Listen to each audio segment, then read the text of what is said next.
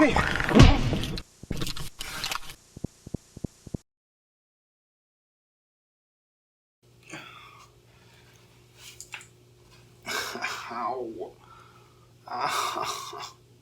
Oh, my head. Why do I keep getting hit in the head? How have I not died yet? Good evening, Norty. Enjoy your nap. What the hell is this? I realized Halloween was coming up, and I wanted to give you something fun to do. Fun? Like scaring the crap out of me and hitting me in the head? Well, that was just because the chloroform didn't arrive on time. So, what's your plan? You know those Halloween spooktaculars you do where you review Halloween episodes?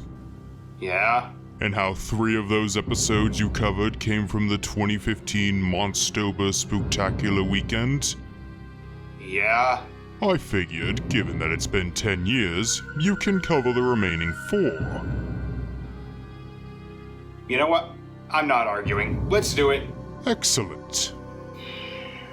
So you know those month-long Halloween spooktaculars I've been doing? Well, over those 2 months, I covered 3 of the 7 episodes of Disney Channel's 2015 Monstober Spooktacular Weekend, where their shows would all cross over with each other centered around a haunted house. Well, since this year marks the 10-year anniversary of the weekend, and I really don't want these to take up 4 of the slots when I do a spooktacular again in 2028, let's just cover the last 4 episodes now. Think of it like a side project. Of the 4 remaining shows, I've never seen an episode of 3 of them, but I at least know a little bit about Jessie, so that's the one we're starting with. So I talked about the show in my first Spooktacular marathon when I covered their crossover with Ultimate Spider-Man, and like I said, this to me is one of the most meh discoms to ever air on the network. Every time I try to watch it, I get so bored despite the actors trying their best. The premise and jokes never interested me. But I'm willing to give it one more chance. After all, I haven't seen an episode in years, and maybe as I've gotten older, it's gotten a little better. So this is the 3rd to last episode, The Ghostest with the Mostest. So with Halloween coming up, Jessie tells the kids that they will be spending it with someone named Stuart. I'm assuming it's the mouse. Actually, it's some kid who needs someone to trick or treat with him. But Jessie will be heading to the Central Park Spooktacular, hoping to meet some mysterious stranger who will give her a rose. By the way, this is Stuart. The center of the sun is cooler than Stuart. Hey, maybe all my cool is on the inside, where you can't see it. I've been using that line for years, kid. Trust me, nobody buys it. Again, they're trying. Hey, Jessie. Halloween costume or body bag I'm not supposed to ask questions about? He's the stranger who's gonna give her a rose. This is apparently her ex named Tony, who wants to get back together with her. You think the spark between us is kind of gone? I mean, we already know everything there is to know about each other. Maybe not everything. My parents have been married 30 years, and Ma just found out about Dad's extra belly button. Did they have sex with a blindfold on? Tony is apparently not ambitious enough for her, and oh, thank God, Bertram. Colin the Cauldron? Kyle the Kettle? Jessie, please. I don't name all of my cookware. This one's a rental. I don't want to get too attached. Usually whenever I watch the show, he was the funniest part. So his plan is to just take one piece of candy that no child has ever fully followed, and the kids are dressed as superheroes, but not the same ones from Ultimate Spider-Man crossover. And you are? Super Unicorn! A leader of the Power Ponies. No, the Power Ponies don't have a leader, and if they did, it would be Humdrum. Ravi, what are you wearing? I thought we were going as heroes. Superheroes. You see, if we all decided to just call them gyros, then none of this would have happened. Stuart has decided to stay because of the full moon, and this means the ghost, known as Abigail, will be prowling the Upper West Side. Abigail is a lonely ghost who haunts the Upper West Side. Her face is hidden by long dark hair, and she always appears in a white dress. Oh, she's a copycat. She kidnaps children to be her playmates, kinda like Kevin from Danger Things. Jessie goes to the Spooktacular and is hit on by a masked stranger, and Ravi changes costumes. Lizard Man! Oh.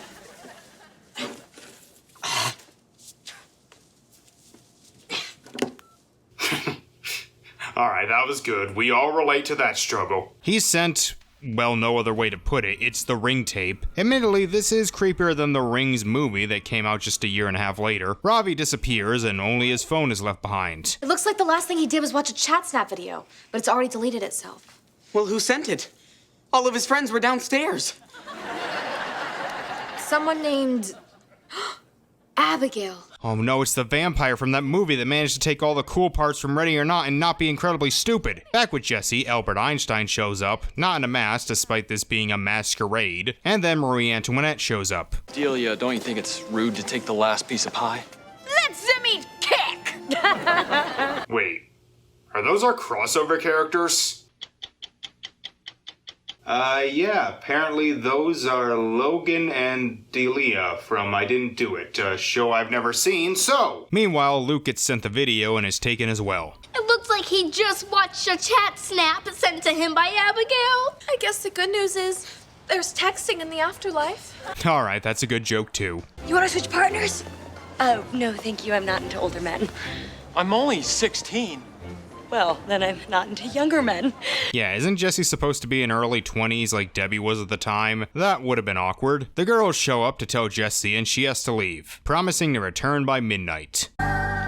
Jessie, emergency. Someone's been stealing all the Halloween candy. No shit, dumbass. Again, this is a pretty good joke. This is a picture of her from 1925. She was born Friday the 13th, 1913, on 13th Street. Wow, that girl never had a chance. Shortly afterward, Emma is taken by the ghost as well, and while Jessie and Zuri are in the lobby, they answer the phone. Pretty sure that girl is choking. She shows up in an elevator and they run upstairs. Now with only 2 girls left, Tony comes by to help. This is gonna be a little bit hard to believe, but I think some of the kids may have been taken by a ghost girl to a play date in a parallel dimension. Got it. What's the fastest way to the spirit world? Bridge, tunnel, or seance? Actually, it's the closet. They get a call from Stuart, but he's cut off while screaming. But Tony recognizes the place he was at as the haunted house in Central Park. They make it to the house, which of course has no one there, and it's not locked. And they find the others. Hey, don't worry, guys. If Abigail tries to get you, she's gonna have to go through me. Leave. Abigail comes out of the television, and here's where we get the twist. You're toast, ghost! Stuart? Nope. So apparently this is all for a party. That video was actually an invitation, and for some reason the kids just left without telling anyone. What, didn't you see the invitation? What invitation? The one at the end of the chat snap video. Super secret Halloween party. Leave phones and adults at home. No, you still could tell her. Tell no one or entrance will be denied. Your ghost host knows all. Yeah, I would totally trust that. Didn't your parents warn you about stranger danger or just using your common sense? So you sent the videos, haunted the lobby, and threw this party, but why? Because you guys thought it wasn't cool, and I wanted to prove you wrong. So you set all of this up in like a day? So you made me come down here and miss the unmasking of the man in my dreams, just so you could prove how cool you are? In my defense, you weren't really invited. Then just let her in on the you know what, fuck this kid, kick his ass. Excuse me, have you seen Albert Einstein? Every night in my dreams. Well, I don't judge who you found attractive, just as long as you're not too young. I like your wig. Oh, thank you. I made it from hair I found on the bus. I find that strangely enticing. Man, Cameron Boyce really was a solid actor who was taken far too young, wasn't he? Jessie returns to the masquerade and finds her date in just as I suspected. Tony? It was you all along? And they get back together. I'm assuming they stay together for the finale. And the episode ends with them finding out who had been stealing the communal candy. Who's that? Abigail! Oh, fuck off. So that was alright, and actually maybe a little better than I was expecting. I laughed a decent amount. In fact, I think all the main characters got at least one funny line. The plot is interesting, if a little contrived, and it wasn't boring, it's just that I was afraid of. The crossover aspect is probably the weakest of the 4 Spooktacular episodes so far. These 2 were shoehorned in, and I know nothing about them. Halloween factor's pretty good. It's about ghosts, has all of them in costumes, a creepy tone, and tons of decorations. I'll give the episode a 7 and Halloween factor an 8. Like I said, this is not a show I'm a huge fan of, but good to know that one of their final episodes was actually pretty good. Again, except the crossover part, but maybe we'll learn a little bit more next week when we cover I Didn't Do It. See you then. Tonight's a full moon. And you know what that means? Your mother's gonna make you wear sunscreen? Well, yes.